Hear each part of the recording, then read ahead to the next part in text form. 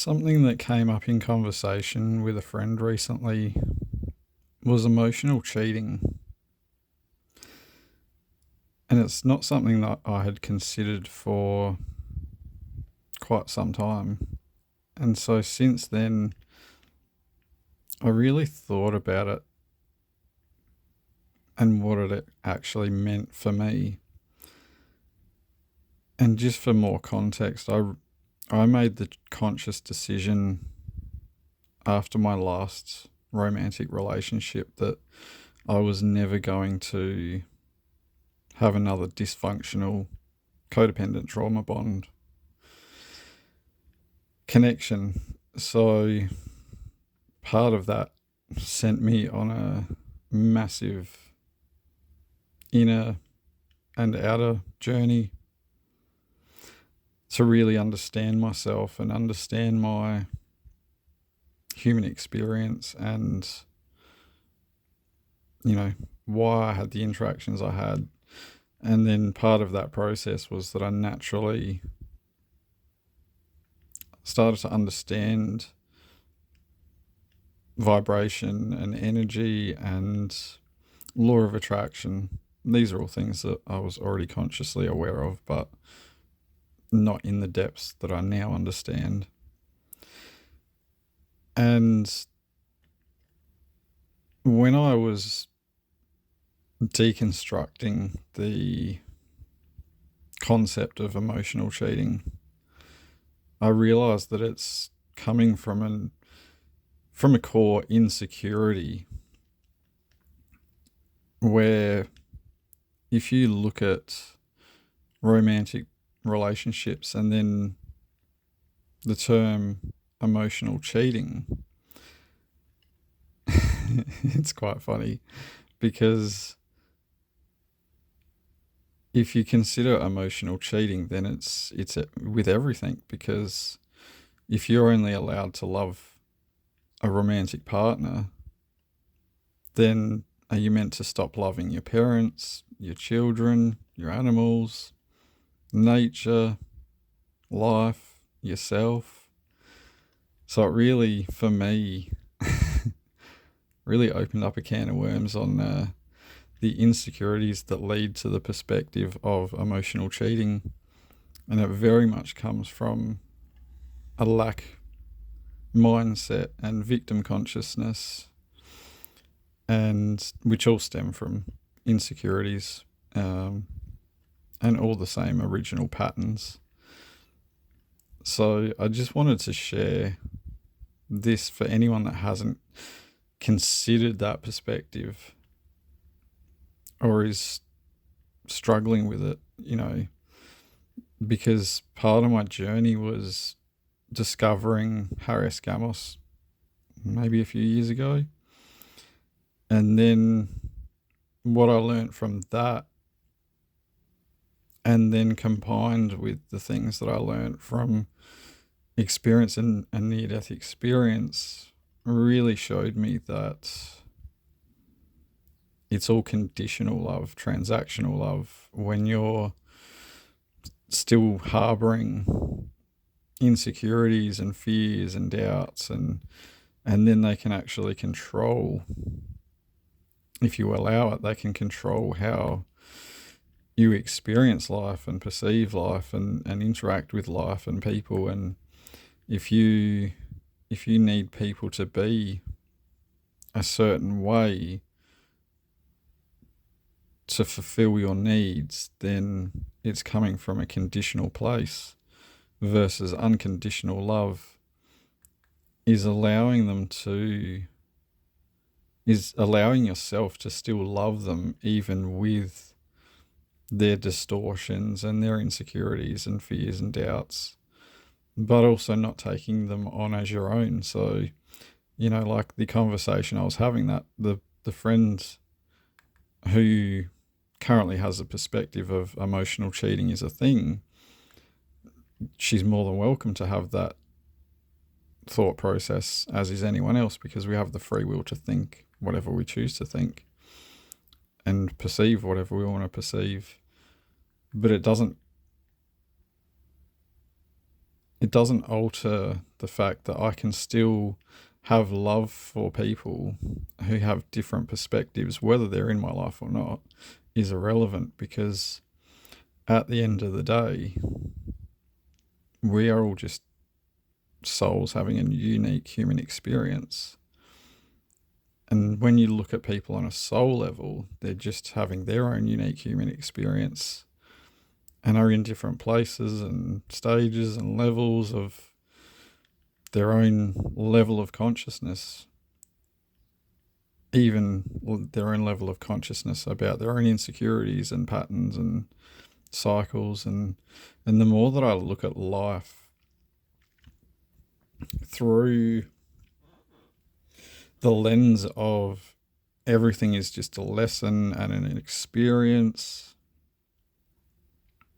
suddenly it becomes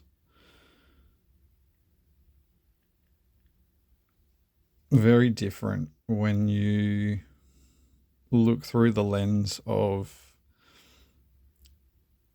law of attraction, that we manifest everyone into our life for different experiences, for different lessons.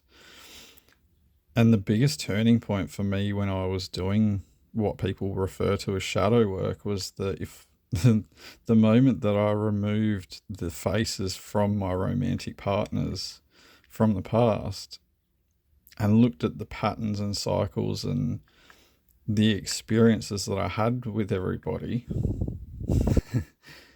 it was very eye-opening to see that I was having, I was essentially picking up where I left off with the previous person, and then eventually realized that it wasn't even just romantic, it was every single connection I had was reflecting to me what it was that I was vibrating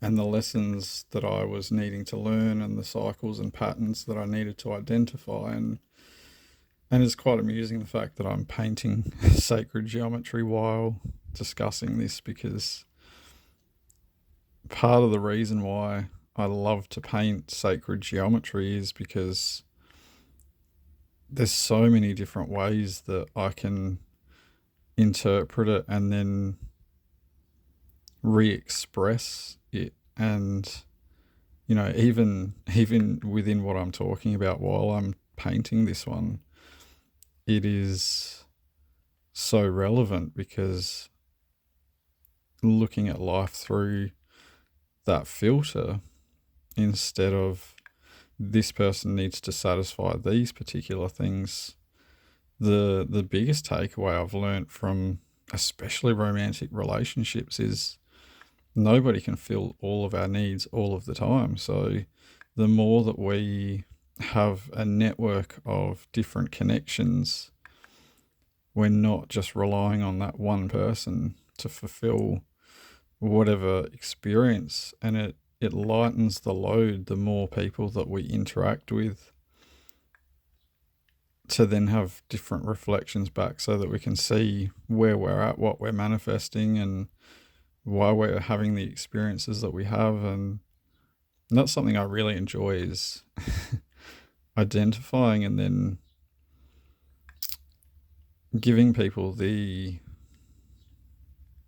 knowledge to understand within their own life why they're having the experiences they're having, especially when they're having experiences that they no longer want to experience. And something that I've become very attuned to within myself has been how emotionally open or closed I am. And that was a big turning point for me, to understand that I can be emotionally vulnerable and emotionally connect to anyone. And if you, like, people who still have the concept and perception of emotional cheating, even publicly sharing emotional expression would be a form of emotional cheating for them.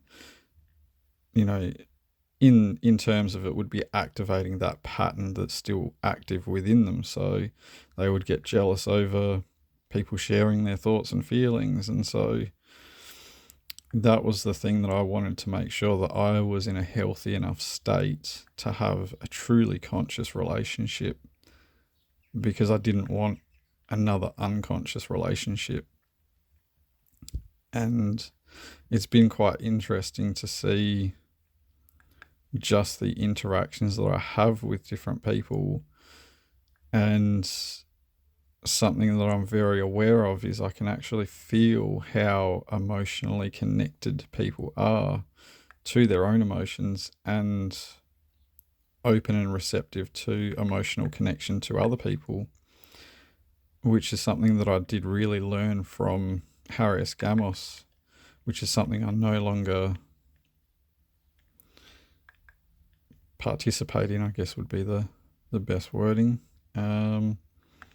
Because for me it's extremely, that is the one thing that I would save for a romantic connection when I get to the point of entering into something like that again. So yeah, this one was just a quick, more so food for thought. And I mean, I'm always open to hearing other people's perspectives, but that's where I'm at with the deconstruction and of those programs. And I mean, there is obviously a line within saying that obviously,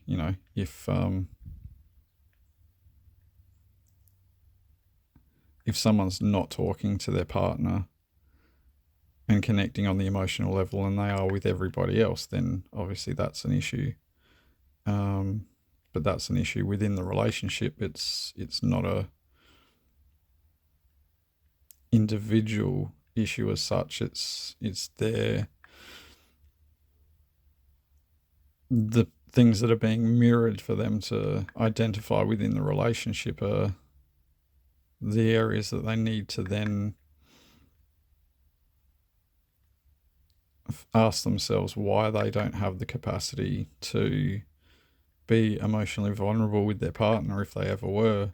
Really going back to the start and going, was I completely, this is what I did with myself. Was I completely emotionally vulnerable with partners from day one, or did I hold back emotionally? And then it actually allowed me to identify the patterns and programs within cheaters, because they have so many active insecurities that they basically emotionally jump ship and then physically jump ship before their insecurities take over and they completely push the other person out of the relationship. And it's so that they can completely run from their shadows so that they don't have to face them. In that moment, they always come back up, because cycles and patterns repeat and get more intense and more obvious, especially the more we run from them. Because when you suppress emotions, then things like physical health issues will arise, and the constant manifestation of different human experiences to reflect the emotionally unavailable part of ourselves. So I mean, life always is mirroring where we're at in our own journey through the reflection of the external. And the more we see in others, the more we see in ourselves. And it's the more time I've spent just in my own energy, I just observing my thoughts and deconstructing my thoughts, and then also just observing other people's and where they're at, and why they say and do the things they do, that has really allowed me to identify everything on a energetic, law of attraction based perspective, which really explains why when a lesson is being refused to be acknowledged, it manifests in a new spot so that it can be identified and dealt with. So it's the human experience is very much a continuous spiral of fractals of reflection, is what I'm going to call it. Much like sacred geometry. Anyway, I hope you have an awesome day, and I hope this was useful.